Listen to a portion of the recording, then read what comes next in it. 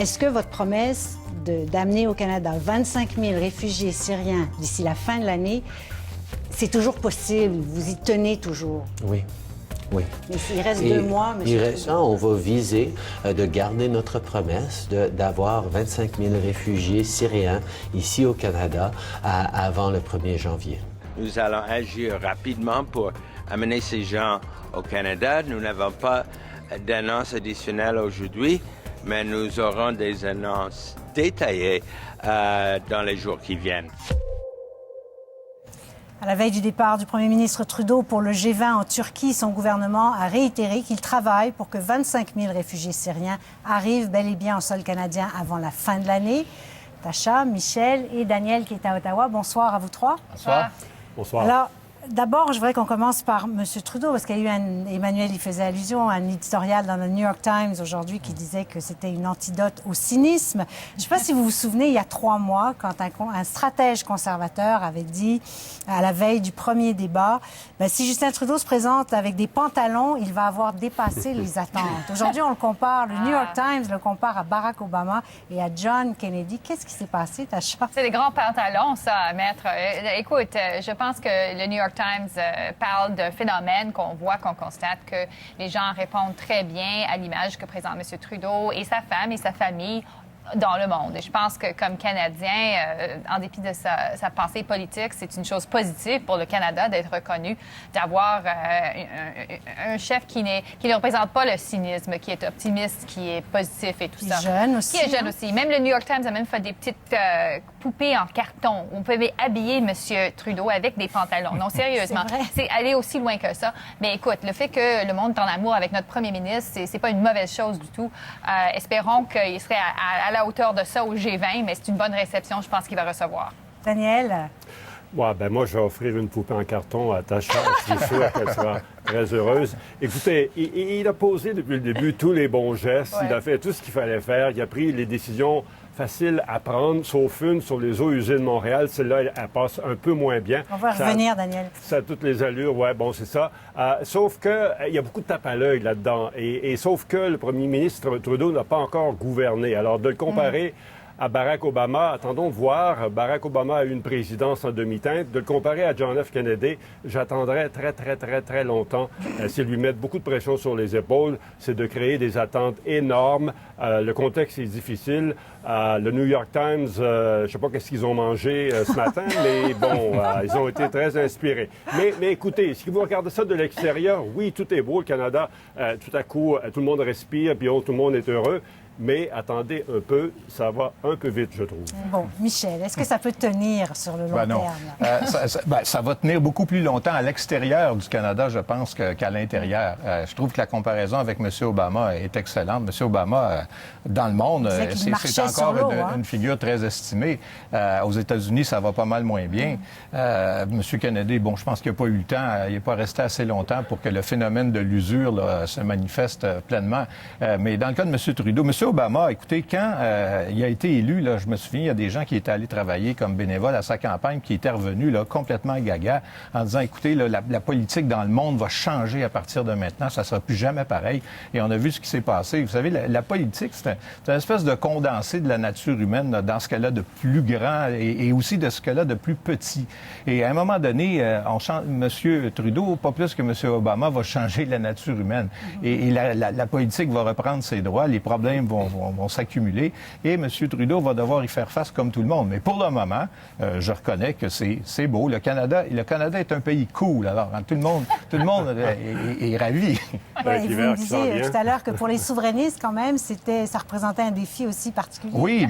Oui, parce que M. Trudeau est de facto le chef des fédéralistes au Canada maintenant et ils viennent de prendre le virage jeunesse. Ce que le Parti québécois a manqué, je pense, l'occasion de faire durant la dernière course. Ceux qui étaient des partisans d'Alexandre Cloutier pensaient exactement à ça.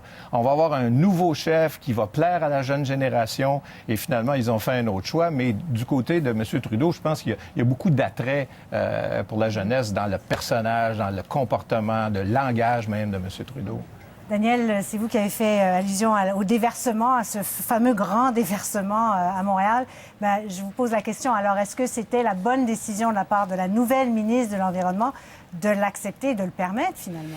Écoutez, je pense qu'ils n'avaient pas beaucoup le choix. Moi, ce qui m'a agacé un tout petit peu là-dedans, c'est que, avoir Denis Coderre, avant qu'on annonce la décision, il était tout heureux. Ça a toutes les allures d'une décision qui s'est prise entre des amis libéraux de l'Hôtel de Ville de Montréal et les amis libéraux à Ottawa. On a dit à Ottawa, on vous pose des conditions presque bidons. M. Coderre a dit oui, ce sont de bonnes conditions, on accepte tout ça. Ça a l'air d'une entente qui a permis aux deux côtés de sauver la face. C'est pas une solution, c'est pas une décision qui va marquer ce premier mandat du gouvernement Trudeau. Heureusement, elle arrive dès le départ, mais quand vous voyez la réaction au Québec, au Canada, dans le monde, c'est pas vraiment la décision politique qui sera citée en exemple dans les livres d'histoire. Bon, il y avait comme autre retour à la réalité, il y a les réfugiés aussi, parce qu'on n'a toujours pas le plan détaillé. On commence à en avoir des bris, mais il n'y a toujours pas le plan détaillé du gouvernement. Tacha, pourquoi est-ce que Justin Trudeau insiste tant pour tenir cette promesse, même si beaucoup d'experts disent qu'au fond, il ne faut peut-être pas aller si vite que ça?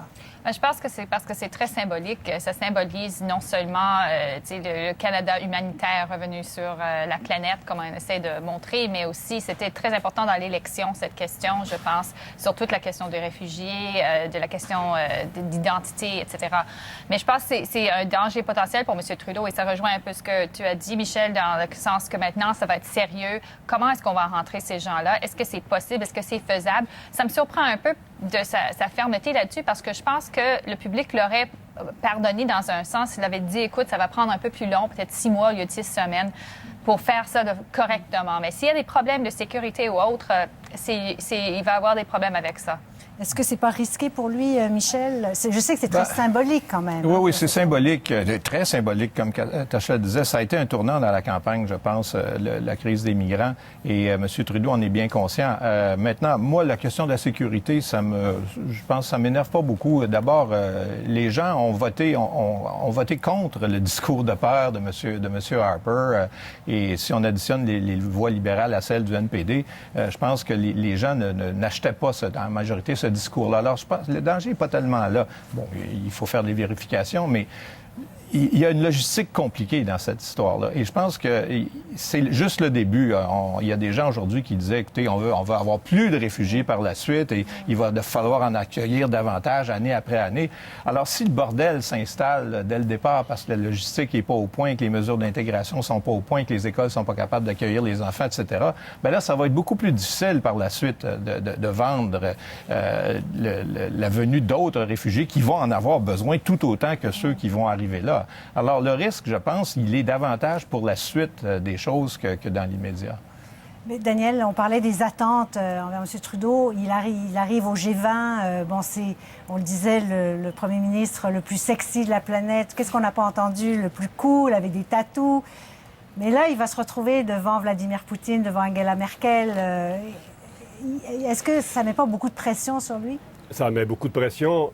C'est là qu'on va voir si M. Trudeau peut jouer dans la cour des grands, s'il est capable de parler d'égal à égal avec les Obama, avec les Merkel ou avec les Vladimir Poutine ou François Hollande. Vous savez, quand il va s'asseoir devant Angela Merkel, les tatouages de M. Trudeau, ça ne l'intéresse pas beaucoup. Qu'il soit cool, sexy, qu'il ait de beaux cheveux, ça la dérangera sûrement pas beaucoup. Elle veut savoir qu'est-ce qu'il a entre les deux oreilles. On sait jamais. Où s'en va le Canada? Quel rôle veut jouer le Canada sur la planète? Quelle est la nouvelle philosophie de politique internationale du Canada? Donc, il n'y a pas besoin de tout faire la première fois. On ne s'attend pas à ce que dans ces 4 sommets-là, il soit le Pierre Trudeau, son père, ou Brian Mulroney à une certaine époque, mais on s'attend à ce qu'il soit capable de parler d'égal à égal avec ces gens-là, qu'il ait des choses à dire au nom du Canada qui sont différentes de ce que disait Stephen Harper. C'est un gros défi. Tacha? Et certainement parce qu'il positionne déjà le Canada comme un exemple sur la question des réfugiés, un exemple dans le monde. M. Trudeau l'a dit qu'on demande aux autres pays de faire plus. L'Allemagne, évidemment, a fait plus que tous, mais les autres pays de l'Union européenne en particulier, qu'est-ce qu'ils vont faire? Et aussi la question des énergies fossiles et des subventions, c'est une grande question qui s'en vient non seulement au G20, mais à Paris aussi. Avec la grande conférence sur le climat. C'est ça, par les pays des énergies fossiles et en même temps, on veut couper les émissions de carbone. Alors, il y a une certaine hypocrisie là-dedans et comment est-ce que M. Trudeau va se positionner là-dessus? Bon, j'aimerais qu'on parle un peu du Québec. On a un peu négligé le Québec avec cette élection fédérale. Parlons de la CAQ, Michel, parce que quand même, il y a eu des résultats très décevants pour François Legault aux dernières élections partielles.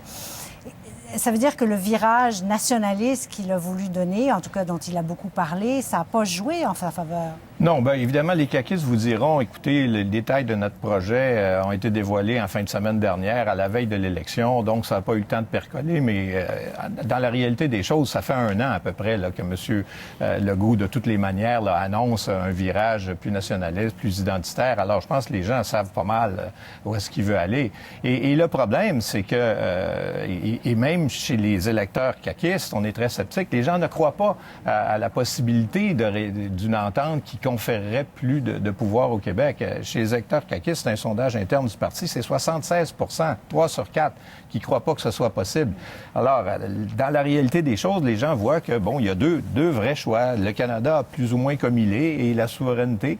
Et M. Legault, entre les deux, et comme dans les limbes, c'est comme si, dans le fond, il posait la question aux gens, est-ce que vous aimeriez que le Québec ait le climat de la Californie? Tout le monde serait très content, mais tout le monde sait que c'est pas possible. Alors, je pense, sa première tâche, c'est d'essayer de convaincre les gens qu'il n'est pas en train d'inventer des histoires simplement pour se positionner pour la prochaine élection. Lui qui, pourtant, il y a quelques années, disait tout ce qui est constitutionnel, personne ne veut en entendre parler. Oui, et puis un peu plus tôt avant ça, il disait qu'il fallait absolument faire l'indépendance vite. Alors, M. Legault dit, a changé d'idée.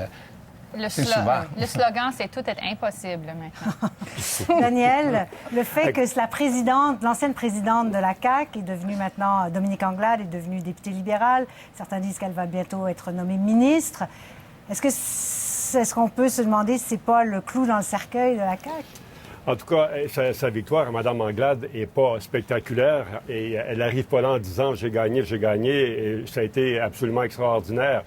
Ça peut donner un peu de temps à Philippe Couillard avant de l'emmener au cabinet. Sauf que, est-ce que c'est la fin de la CAQ? Écoutez, prédire la fin d'un parti politique, c'est toujours très présomptueux. Je l'ai déjà fait, je me suis trompé royalement, je ne le referai sûrement pas. La question que je me pose, moi, est-ce que Québec solidaire n'a pas plus d'avenir que la CAQ? C'est peut-être cette voie très social-démocrate, très à gauche, très bien définie, qui pourrait peut-être s'imposer davantage lors d'une prochaine élection. Je ne fais que poser la question, je ne le sais pas, mais je regarde aller les choses et j'aimerais mieux être partisan de Québec solidaire que de la CAQ en ce moment.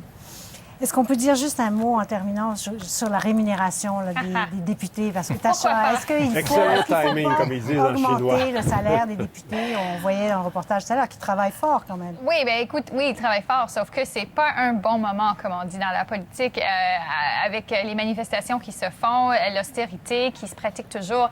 Écoute, en Ontario, ils ont vécu la même expérience. Ça fait depuis presque une dizaine d'années que c'est gelé, la rémunération des députés. Là, ça va pas être changé avant 2019. Pourquoi? Parce que, justement, on ne peut pas, quand il y a des déficits, quand il y a des problèmes économiques, justifier ça, malgré le fait que, oui, même si c'est à coup nul, en fait, c'est ce que dit le gouvernement. C'est ce qu'on nous dit. Bien, je pense que oui, je pense que c'est vrai que c'est à coup nul, mais c'est presque un cliché maintenant de dire qu'il n'y a jamais de bon moment pour ça, mais il y en a des pires que d'autres.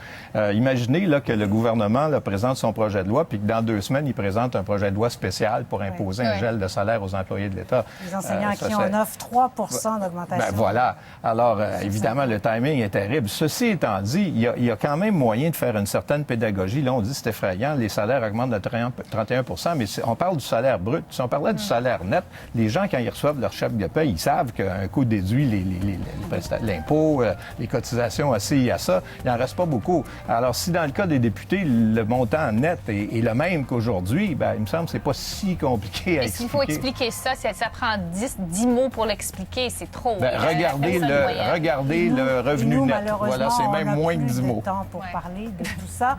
Merci beaucoup, Daniel. Merci, Tacha, Michel. À la semaine prochaine.